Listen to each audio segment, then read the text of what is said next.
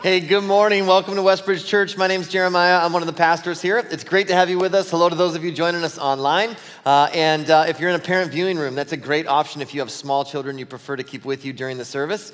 And everybody joining us in our cafe, great to have you as well. The video you just saw was from last weekend. We had 142 middle school, high school students and leaders at a retreat. And that was just a quick highlight of the weekend that they spent together. So everything from worship, teaching, games, they had all kinds of crazy games that they were doing. And even my teenagers came home and said, man, I'm kind of sore. I'm like, yeah, you're not used to working out those muscles, running all over the place, doing crazy games. So they had a great time connecting with God, connecting with each other, and so thankful for our youth leaders that participate in that take time out of their weekend to go and have an influence in the lives of our teenagers. And so awesome that they got to do that. Before we jump in, real quick, I want to remind us not only of worship night and baptism, but if you've never been baptized or if you were baptized as an infant and you're like, hey, now that I've made a decision to follow Jesus, I would like to affirm the decision that my parents made. We want to celebrate that with you. That's 2 weeks from today. Check that out on your Church Center app. And then every year we do something called the Legacy Offering. And this is where we receive an offering, specifically that we give 100% of it away to some project that we're working on together as a church. And so the goal of this is that we leave a legacy that outlives our lives. That it's not just about what happens here in this building, but what we're doing outside of the walls of this place that really makes a difference. And so this year we're focusing all of our attention and energy towards building a church in a community in Colombia with Compassion International and partnering with them. And so it's a really cool opportunity. For $90,000, we can build a church. And so we're just saying this, hey, that's coming up November 19th. Would you pray about what God would have you do as a part of that? And then would you just respond? And the goal, all we say all the time is this, 100% participation, and we give 100% of it away. That's the goal that we do every year, this weekend each year. So that's coming up November 19th. Keep that on your radar screen and just be praying about what God might have you do. We're in, I don't even know what week of this series. We've been going through this book that the Apostle Paul, this letter the Apostle Paul wrote in the first century to a group of people in Ephesus. A couple of weeks ago, I went to log into my Facebook, and it was a Sunday evening, and I could not log in. I tried it, and I was like, this is so weird.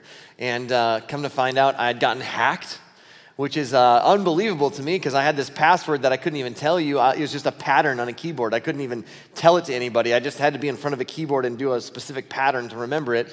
And somehow it got hacked. I was able to get it back, but then it got hacked again, and I was able to get it back, and it got hacked again. And what I found out is someone had set up two-factor authentication to themselves on my Facebook account.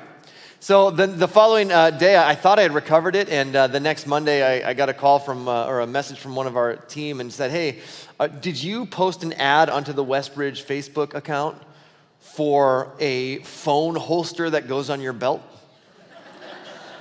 And I was like, no, but I did get hacked last night, but I got it back. And then I went to log in again, and I was hacked again, and I'm like, what is going on? Well, all they would do is every time they'd go, hey, I lost my password, and Facebook would then send them a new code to log in. So I kept getting it back, and they kept going, hey, I lost my password. And Facebook would just send them a new one. And I got locked out completely. And so then after a couple of days, I'm like, I don't think I'm going to get this back. In fact, my whole account was in Vietnamese, which is crazy. I had to use Google Translator just to get to the part where I could try to change the settings, and I finally got to some kind of sub-page using Google Translator because my whole account was in Vietnamese where I could upload my ID and finally get to the point where after 2 weeks of being locked out, I got it back. And I now set up two-factor authenticator on my end. I'm like, this ain't happening again. We don't need belt buckles going out to Westbridge people. It got me thinking about this question. How many times have you stopped to read all of the fine print when you've seen this screen? How many of you would say this? I've read every word on that screen. That's right. Yeah, nobody, right? Exactly, right? Be honest. Have you ever read this entire screen, or do you just click, I agree? Because without reading the fine print or the agreement, and I'll be honest with you, I have never stopped to read the fine print. I just click, I agree. I don't know if I'm giving my kids away or sending half my paycheck somewhere or what, but apparently it's enough where you can send your entire Facebook account to Vietnam. In fact, statistically speaking, 99% of people have become desensitized to this screen and simply click, I agree. The studies have been done. A tech company actually did a survey, and more than 99% of people never, ever read the agreement. And I think sometimes we read the scriptures this way as well. Sometimes our approach to the scriptures is that, okay, I love the overall idea, I love the concept, but we don't take the time to study the fine print and see how it might actually impact our lives. And so as we read the verses we're going to read today, I want to suggest that we take the posture of a teacher from Georgia named Donalyn Andrews. This is Donalyn Andrews. She's a teacher from Georgia. Doesn't she look like a great teacher? Wouldn't you want to have her as your algebra teacher? She just looks so kind and friendly. And she made a commitment 5 years ago that she would not read any document, she wouldn't sign anything or push I agree on anything until she had read all of the fine print in every document fully. Now, she does not do much other with her life at this point besides just read documents, because most of life is reading fine print at this point. But she just determined, I'm going to do this. And so sure enough, this is actually a document that she was reading. She booked a trip with some friends. They were going to take a trip to Europe, and she bought the travel insurance. And she was reading all the stuff that none of us read. And she got to the end, and it said, if you're still reading this, send us your name and contact information. You've just won $10,000. Now, so this is not the face of just a happy teacher. This is the face of a teacher that just won 10 grand, right? That's amazing. And I think that I wonder sometimes when it comes to the scriptures, what would it look like to pay attention to the fine print? Like maybe you've never heard these verses before that we're about to read. So let's read it with this like this attention to detail. Or maybe it's possible you've heard these verses so many times that you've become a little desensitized to it. And so I think if we will pay attention today, no matter what our previous experience is, I think we'll find some $10,000 moments buried in the scriptures that we're going to read today. And remember, this letter that Paul writes to people in Ephesus, 2 halves. First half is all vertical. Here's everything God has done for you. He has chosen you and adopted you, and because of his grace, he's making you new, and he's invited you into a whole new society. You didn't earn it. It's because of who God is, and you're this living, breathing, walking temple of God, and you get to participate in a whole group of new yous, this new society, this new way of living. And then he shifts to the horizontal in the second half, and he says this, in light of all that God has done for you, this then is how we live that out. As members of this new society, here's how we treat all the other new yous around you. And in these next verses, Paul gives instructions for us for how to live out the command of Jesus, to love others as Christ has loved us. So we jump into this next section of chapter 4 in Ephesians.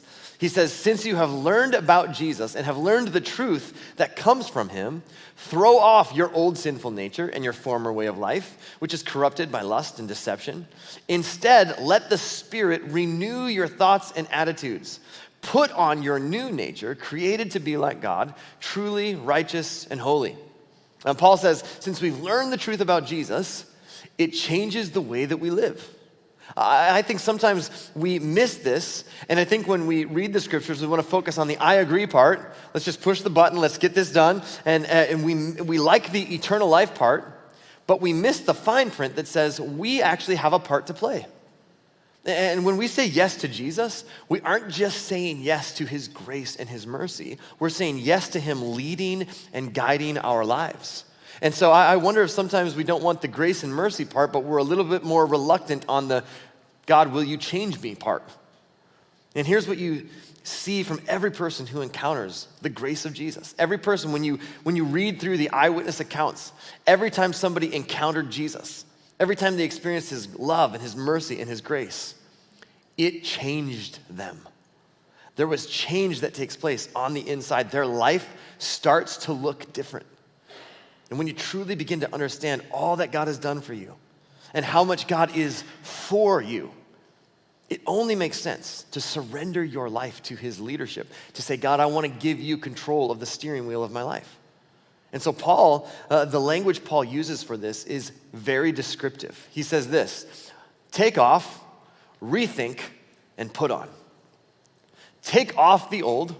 I want you to rethink, and I want you to put on something new. In other words, the imagery is of someone who is taking off one set of clothing and putting on another set of clothing. And we know that we wear different sets of clothing in different settings. The kind of clothes that we wear depends on the role that we are fulfilling, right? So we wear one outfit to our wedding, and we wear a different outfit to the apple orchard. That's just natural. And when a prisoner is released from prison, they don't continue to wear what they wore in prison. They intentionally put on a different set of clothes because they are fulfilling a new role in society. Paul says when it comes to following Jesus, we used to wear a certain set of clothes. We used to blend in with everyone else. But now, because of Jesus, we need to rethink. We need to see it differently in light of all that God has done for us. There is a change that takes place, not so that we can be in God's family, but because we already are. And so then he brings this up in this section of verses. He says this, "Do not bring sorrow to God's Holy Spirit by the way you live. Remember, he has identified you as his own, guaranteeing you will be saved on the day of redemption." In other words, he's saying, you're like a prisoner who's been set free and released from our chains, so we ought not to keep wearing the prison uniform. We've got to think differently, and we can only put on something new by changing the way that we think. And we can't keep living the way that we used to live. And once we recognize all that God has done for us, we need to make a commitment to discovering God's way of doing things and working to live that out in our lives. That's what it looks like to say yes to Jesus. It's not just, yes, I want to be in heaven when I die. It's, yes, you can be the Lord and the leader of my life here and now. I will live my life the way that you asked me to live because I trust that your way is best. And I trust that your way is best because of all that you've done for me. And so Paul would lay out a new ethic for followers of Jesus, a new way of behaving. And it really isn't new with Paul. Jesus is the one who said to his disciples, "As I have loved you, you are to love one another." And then Paul comes along and says, now this is what that looks like in our current context. This is how you put this into practice. This is how you love others as Christ has loved you. And once we put these things into practice, the area that it impacts the most is the horizontal relationships we have in our lives. That once we understand all that God has done for us, and we start to put some of these things into practice, it impacts us this way. It impacts our relationship with our spouse. It impacts our relationship with our kids. It impacts our relationship with our neighbors. It impacts our relationship with other drivers. It impacts our relationship with people on the golf course and people we work with. It impacts those relationships. And Paul says, these are some relational practices. That this is what it looks like to take the command of Jesus to love others as I have loved you and to live that out horizontally. These are some things that will change when you take off the old and you rethink these areas and you put on the new. These are some of these practices. And the first one is this, that we would practice transparency. That we would practice a radical form of honesty. Now remember, Paul's saying this, take off the old, think differently, and put on the new. So every one of these areas, Paul says, this is kind of how society works or how you used to do things, but you got to rethink things, and now this is how you're going to practice it. And so Paul would start this section with these verses by saying this. He says, so stop telling lies. Let us tell our neighbors the truth, for we are all members of the same body. We're taking off telling lies and we're putting on a new way. We're rethinking and going, now we're going to tell our neighbors the truth. We're all members of one body. Now, the issue isn't that there's a bunch of people in Ephesus just going around telling blatant lies, right? It's deeper than that. Paul is aiming at a bigger point. That's just the basic starting point for honesty. Paul's talking about ridding ourselves of all forms of falsehood or deception. When I'm living a life that is free from duplicity, when I'm living a life that's free from deception, free from falsehood, that means I'm living a life of transparency. In computer language, it used to be that if you were going to create a website, you had to know very specific code and like learn a whole different language and type all kinds of symbols and letters and weird, right? They got to a point where they created a web editor where you could just drag and drop things and then, oh, that's what it looks like. And when I hit save, that's exactly what my web page looked like. They called it WYSIWYG. What you see is what you get. It's the acronym. They said, oh, it's a WYSIWYG website. What Paul is saying is we are to be WYSIWYG people. What you see is what you get. That doesn't mean that you do away with social niceties.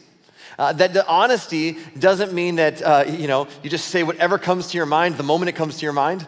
Hey, look at our new baby. That is the ugliest kid I've ever seen in my life. Whoa, buddy, put on a few pounds there, didn't you? It doesn't mean we just say whatever comes to our minds. It means because of our brokenness, we all have a tendency, all of us, myself included, we have a tendency to shade the truth when it benefits us, when it feels like it is to our advantage. We all have the tendency to shade the truth, to manage our image, to make ourselves, to paint ourselves a little more educated, a little smarter, a little more altruistic than we really are, to manage our image. And Paul says, stop doing that. After all, you're members of the same body. Together, you make up parts of the whole. So put off falsehood. Stop telling lies. Stop deception and duplicity and trying to manage your image. That's why Paul says we speak the truth in love. We don't hide the truth when it feels uncomfortable. We're members of one body. And it's not helpful to the body if one part is wounded and we hide it. Do you know what happens when one part is wounded, one part of your body is wounded and you try to hide it? It gets infected. It starts to turn gangrene. And that means I also must be transparent about my wounds with others. That's why we've used a couple of phrases over the years here at Westbridge Church to help us realize this. We say, man, it's best to live lights on, windows open, that nothing is hidden, including all the ugliness, all the dark parts of me. Because the minute that you have to hide who you really are, it's only a matter of time before you will leave church. Because if I have to put on, the right image and a happy face and put on this facade, it's only a matter of time before that slips. And once you see the real me, then I better not show up anymore. We want to keep the shame level low. Because if you have to hide your wounds from the rest of the body, then it's only a matter of time before it gets infected. In fact, Paul's really using hyperbole. He's exaggerating to make a point because you actually can't hide a wound from the other members if you're a part of a body. Have you ever had this experience? You wake up in the middle of the night because you just realized you're just getting to that age where you got to go to the bathroom every night? Just me? Okay. So, and you're going to the bathroom and you're stumbling around in the dark, right? You're trying to make your way in. And like 99% of you makes it through the door, but that pinky toe hits the door jamb. You ever had that experience? The rest of your body is not unaware of it. You feel it everywhere. And it's like, oh, I can't believe that just happened.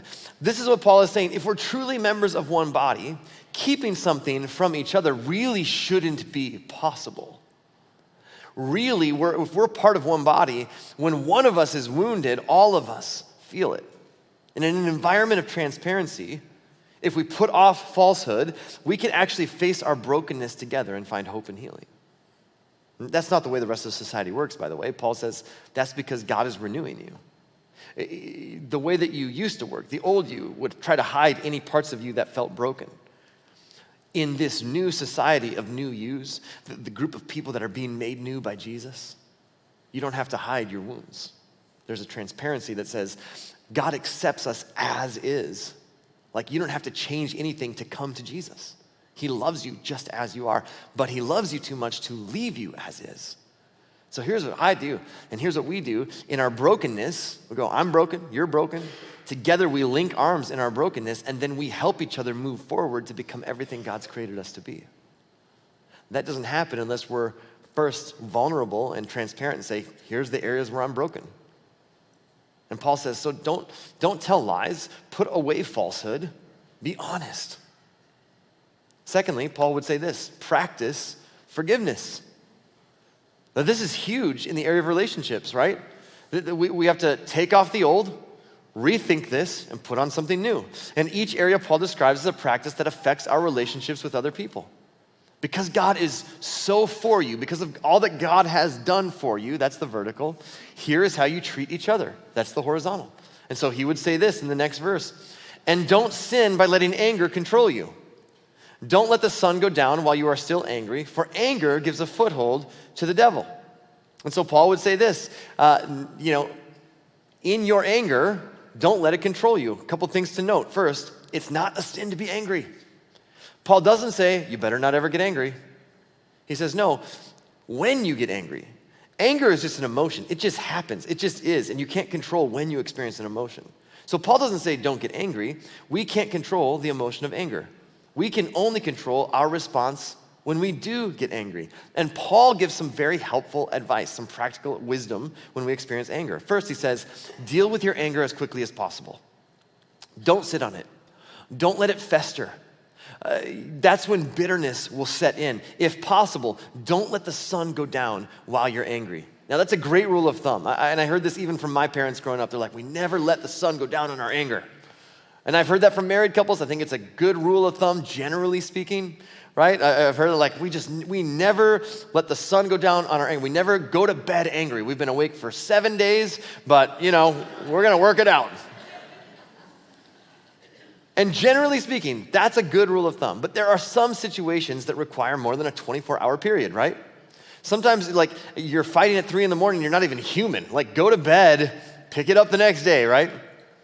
What Paul is saying is this: deal with your anger as quickly as possible, because unresolved anger leads to bitterness and resentment, and it gives the enemy of your soul an advantage. It's like the enemy is able to do advanced scouting on your playbook.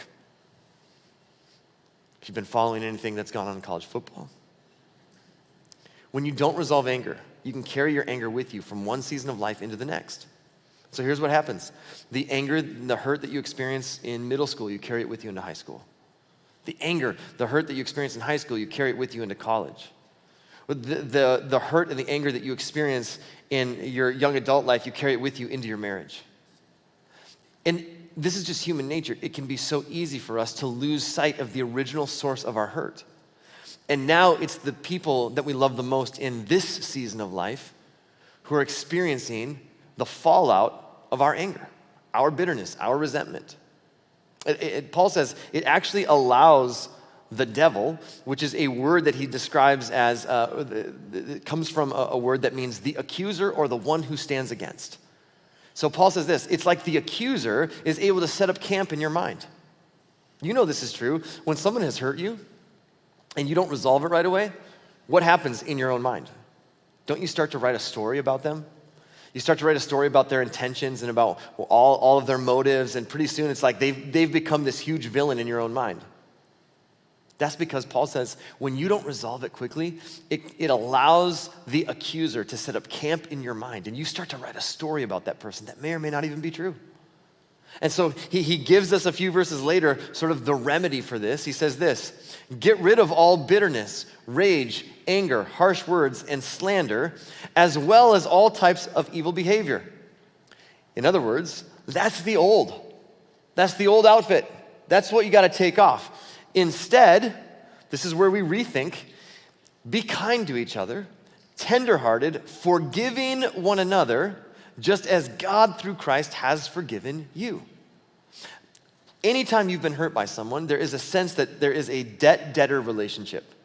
Anytime someone hurts you, anytime through their words or their actions, the sense is, you stole something from me. You took something from me. That's why we use financial language, like you owe me an apology. Or, forgiveness is actually a financial term. It means someone owes a debt, and to have the debt canceled is to forgive the loan. Forgiveness is a financial term. The way the world works is that if someone owes you something, you don't let them off the hook until they pay you back. That's the way the world works, right? But we are now members of a new society. Paul says we've been made new, so we operate differently. Paul says we forgive, meaning we literally cancel the debt of what we feel they owe us. Payback isn't the only option to closing that account. And oftentimes, the thing that we feel they stole from us, they couldn't pay it back if they wanted to. So all we can do is cancel the debt. And you don't want to allow your past to dictate your present and control your future. But here's the key. Paul says you have to forgive one another. And most of us think we can't do this because we have bought into this false notion that forgiveness is a feeling, that it's an emotion. Well, when enough time has passed and there's enough healing that takes place, and I can think differently about that person, maybe I'd be willing to forgive them. But it's not an emotion. Forgiveness is actually a decision. That's the whole point of forgiveness. It goes against my natural feelings. Forgiveness is not something that we try to do. It's something that we don't give our best shot at. We do it or we don't. It's a decision. It's a specific moment and a specific action where I say this: because of your words or because of your actions, you stole from me. But I'm choosing that you don't owe me anymore. I'm just gonna close that account. I'm gonna close that ledger. You don't owe me anymore. And I think one of the reasons we choose not to forgive is because we feel if we forgive, it lets them off the hook. That doesn't seem fair. If we forgive, they don't have to pay us back. It makes it too easy for them. Our sense of fairness tells us that people should pay for what they do. And that's because we often believe that forgiveness is for the benefit of the offender. They've offended me, they've hurt me, they've stolen from me, and if I forgive them, that's to their benefit. And the reality is, what we discover all through the scriptures is that forgiveness is for the benefit of the forgiver. That when I choose not to forgive, I'm actually carrying around this open account, this open ledger. It becomes a burden to myself. And that when I forgive someone else, it actually sets me free from carrying around that open account. And when we don't forgive, we get trapped by bitterness and anger and resentment, and it affects us way more than it affects the person who hurt us. When we don't forgive, the lens through which we see people becomes distorted. And so because God loves us and because God wants us to have healthy relationships, he says, look, you gotta make a choice to forgive. And because Paul knows we fight our own internal sense of fairness on this, he gives us the context. He says, you forgive others just as God, through Christ, has forgiven you. Now, maybe you're just exploring faith in God. Maybe you're checking out church or you're trying to figure out where do I stand with God. But if you've made a decision to follow Jesus and you've recognized it's because he's forgiven me of my sins, the moment that you receive forgiveness from God, you take that in, you recognize because of God's forgiveness, I can be in right standing with God. You lose the right to withhold forgiveness from other people. In fact, if you really want to forgive someone else who's hurt you, you'll never find the strength to forgive them by looking at the person who has hurt you. You only find the strength to forgive others when you look to the one who has forgiven you. When you recognize all that God has forgiven you, then it gives you the strength to extend that same forgiveness to others. So Paul says, you gotta forgive. I know that's not how the world works, but you take off what's old. Instead, forgive as God through Christ has forgiven you. Not because they deserve it, but it will set you free. And it's what God gave to you. So you've got to give that to others. It's a new way of thinking. Here's the third thing Paul would say: practice generosity. Practice generosity. One of the areas where we take off and rethink and put on is in this area of greed and generosity. The world views money and resources through a particular lens, but when you think about things differently, you'll do things differently. So here's what Paul says in the next verse. He writes, if you're a thief, quit stealing. It's pretty straightforward, right? Instead, use your hands for good hard work and then give generously to others in need. This is a pretty straightforward instruction. Hey, for those of you who are stealing, stop it. Okay, Paul. Like, hey, if you could stop taking things that don't belong to you, that'd be great. But also, this applies to the way that we handle ourselves in our jobs, paying our taxes, punching our time cards. Paul is saying we're to operate with integrity and not take shortcuts when it comes to things that don't belong to us.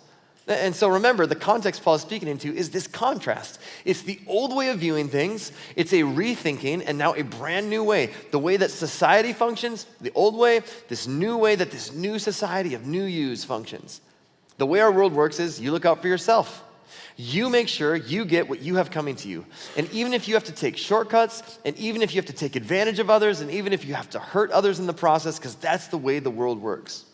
The mindset in our world is, if I don't, then it won't. So it's on me. I gotta make things happen, or it won't happen.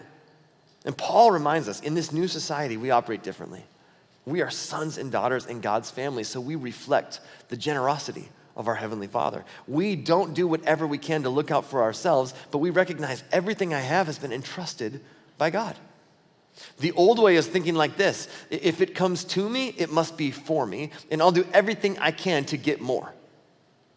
The new way, Paul says, is this: it's open-handed. It's, God, everything I have has come from you. You've entrusted it to me anyways, and so I want to manage it well so that I can be generous to others in need. Man, it frees us to be generous with all he's given us. And for some of you, you'd say this: I've been a follower of Jesus for years and years and years. But this is one area where you've had a difficult time surrendering to the way of Jesus. It's like, man, Jesus has impacted me in the area of my anger and my hurts, and I'm able to forgive, and I'm able to encourage others, and I'm able to be transparent with my own areas of brokenness. But man, this one area of generosity is something that I still tend to live like this. Is it possible that it's time to take off the old, rethink our relationship with material possessions, and start to live a generous life? Paul says this will impact our relationships. It'll impact our faith. So we practice transparency. We practice forgiveness. In this new society, we practice generosity. And then Paul would say this: we practice encouragement. Encouragement, the way that we talk to each other, the way that we speak to and about one another should be encouraging. It should build others up. Several years ago, the Harvard Business Review came out with an article that reported on several different studies that have been done about our words, the way that we talk to each other, the way that we talk about each other. Specifically, different groups studied the ratio of positive words to negative words, and they were looking for a correlation between that ratio and the health of our relationships. And the first was Dr. John Gottman, who studies marriages. He said it takes 5 positive words for every 1 negative word. And then if you're at a ratio of 5 to 1, that will help you to have a healthy marriage. And he could predict with 94% accuracy which marriages were healthy and which marriages were on the road to divorce simply by that one ratio. And then another group came along and started tracking workplace teams. And they came to the same conclusion. It's 5 positive comments for every 1 negative comment provides the most productive and successful workplace teams. And then some child specialists came along and studied parenting, and they confirmed the other studies and said if you were to pick a ratio that would maximize a child's motivation and self-esteem and security, it's a 5 to 1 positive to negative ratio. Now you still need the 1, right? You still need to speak discipline and boundaries and correction, but a child needs to grow up in an environment of life-giving words. And what's amazing is there's no sort of faith element attached to any of these things. There were just observations made about how humans interact with each other.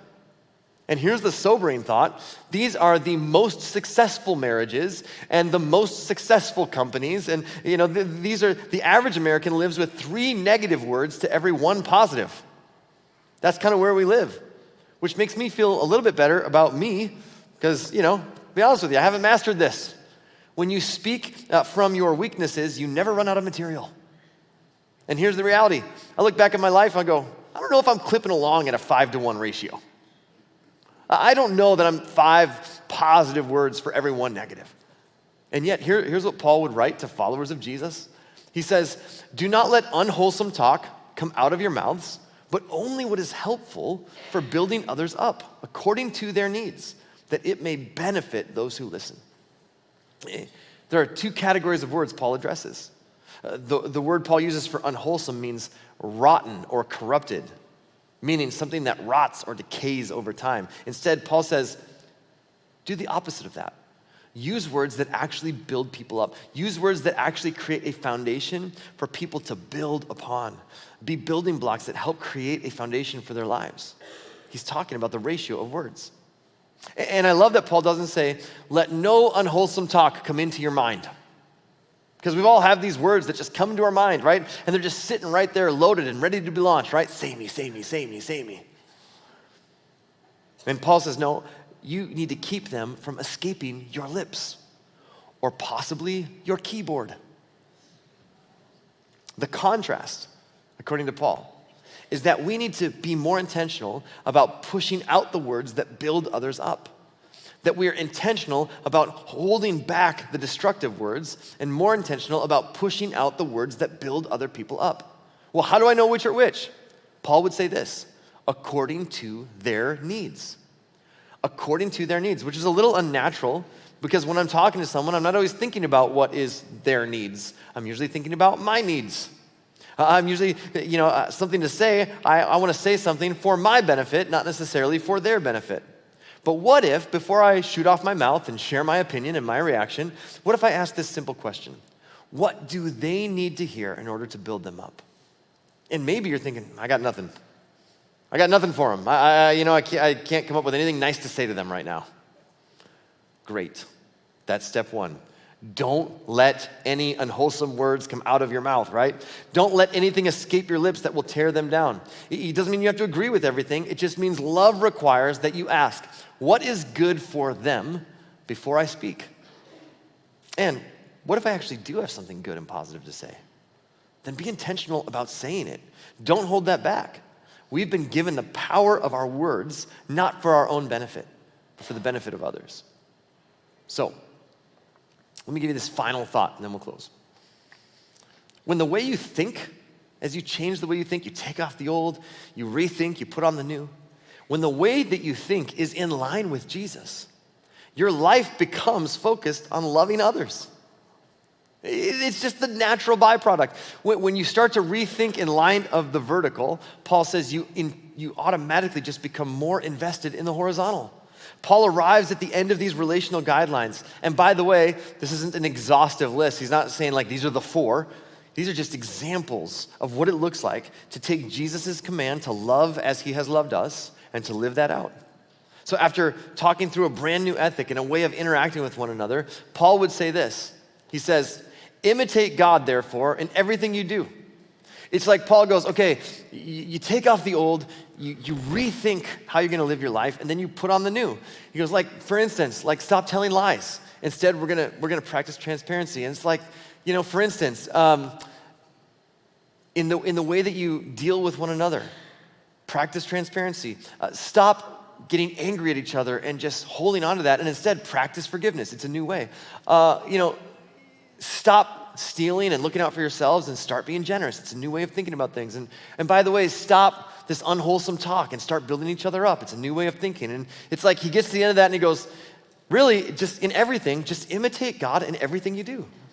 Because you are his dear children. You don't imitate God so that you can become his children. You imitate God because you already are. Live a life filled with love, following the example of Christ. He loved us and offered himself as a sacrifice for us, a pleasing aroma to God. The pleasing aroma is the way that Jesus said, I'm willing to sacrifice myself for the benefit of others. And when you follow the example of Jesus in your relationships, it's gonna cause you somewhere along the way to sacrifice something you want in the moment for the benefit of someone else. That's just the reality. And Paul says this isn't an exhaustive list. These are just a few that come to the top of my mind. Ultimately, just imitate Jesus in all you do, which means you might have to sacrifice your image for the sake of transparency. Somewhere along the way, you might have to sacrifice payback for the sake of forgiveness. You might have to sacrifice wealth for the sake of integrity and generosity. You might have to sacrifice what you want to encourage and build up others. If you imitate Jesus in all you do, you find yourself becoming increasingly more focused on loving other people. And transparency isn't just good for you, it's helpful for the whole body. Forgiveness doesn't just help you, it heals the body. The collective group called the church, the body of Christ. Generosity doesn't just help you, it grows the body. In fact, encouragement doesn't just help you, it builds up the body. And since God is for you, since God is so for you and loves you, he's also for all the other yous around you.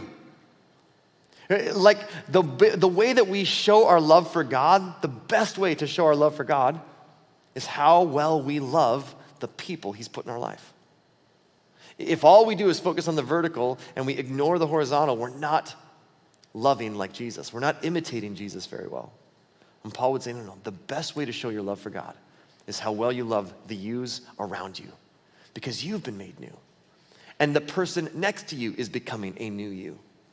And so how well you love the you around you best displays your love for God. So, not just in these areas, Paul would say, in every area. Let's not just function the way society functions. Let's take off the old. Let's rethink how we live. Let's put on the new, living out the way of Jesus, even when it requires sacrifice on our part because we have been made new. Now, maybe you're here today and you say this, I've never said yes to following Jesus. I'm exploring what faith in God looks like, and let me just tell you, here's the message of the scriptures cover to cover. God is building a family and he wants you in it. And maybe you've never said yes to that, but God created us to live in loving community with him, vertical, and one another, horizontal. But from the first humans to every one of us, we said, God, thanks, I got this. I'm going to do it my own way. And it caused brokenness between us and God and us and each other. And so at the right time in human history, God sent Jesus into the world. God, divinity, took on human form to show us what it looks like to live in relationship with God and others. And the ultimate expression of love, he allowed himself to be put to death. His body was laid in a tomb, and according to multiple eyewitness accounts, he rose from the dead. I love the words we sing to this song. Death was never going to hold you, so it's never going to hold me. That means that death is not the end. There's more to this life than this life. And you and I have been invited to be a part of God's family. It's not something you earn your way into or behave your way into. It's an invitation from the God who created you and loves you. And all you have to do is say yes. If you'd like to say yes, just agree with this simple prayer. God, please forgive my sins. Forgive me for the times that I've walked away from you, and I'm so grateful that you never walk away from me. So I pray, make me your son, make me your daughter, and help me to do my best to put my trust in you and to follow your way of living as best as I know how, because I believe you're for me. I believe your way of living is the best way to live. And God, I pray for every one of us, as we follow you, help us to take off the old, to rethink how we live, and to put on the new. And as we do that, may it reflect your love, your grace to the people that we come into contact with. May we point others to you by the way that we live. We pray this in your name. Amen.